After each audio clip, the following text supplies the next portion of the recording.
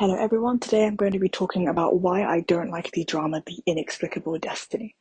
So let's get into it. So this drama covers a female lead who is really strong. She's the daughter of a military man and she's from like a military family and she's super aggressive. And the male lead is a soft scholar and he can track the stars and he's an astronomer and he works with the astrology department at the palace and he's also really beautiful. In fact, he's more attractive than the female lead.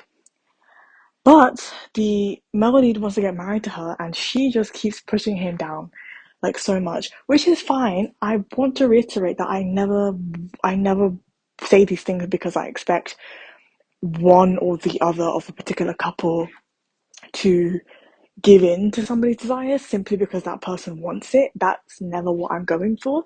But the reason why I reiterate her constant rejection of the male lead is because she doesn't just reject him, she's just horribly mean to him. And you could argue that he's always in her face and constantly kind of shoving it that they need to get married. But he's not that harsh about it and he does give her a leeway into doing something else. But what ends up happening in this drama that primarily made me dislike it even more than just the female lead being really mean was the fact that the male lead, loses his mind. And that's when she falls in love with him. Like, she falls in love with him when he's mentally incapacitated. And what does that say about what the writer's trying to tell us about love? Like, she she's only able to kind of like embrace him and want to be with him in a romantic sense once he loses his mind.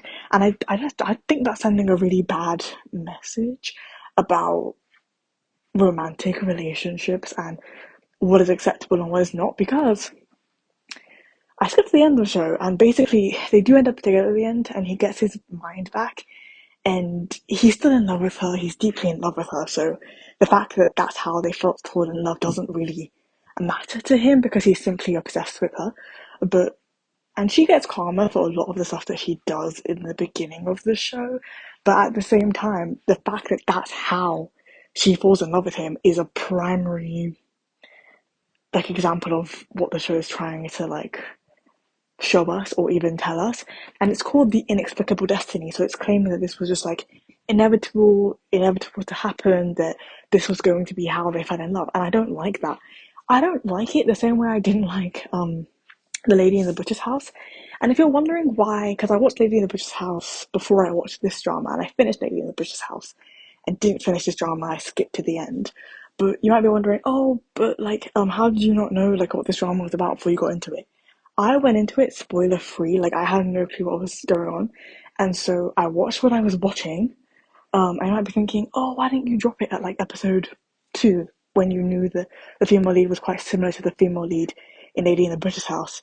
And I think I had the hopes that maybe she'd fall in love with him and it would just be a better love story than the one I saw in Lady in the British House. I just like giving things a lot of leeway and it just didn't give. And I think I've come to the conclusion that if I ever have a moral aversion to a drama, like within the first couple episodes, hope should not be enough for me to like continue watching that particular drama.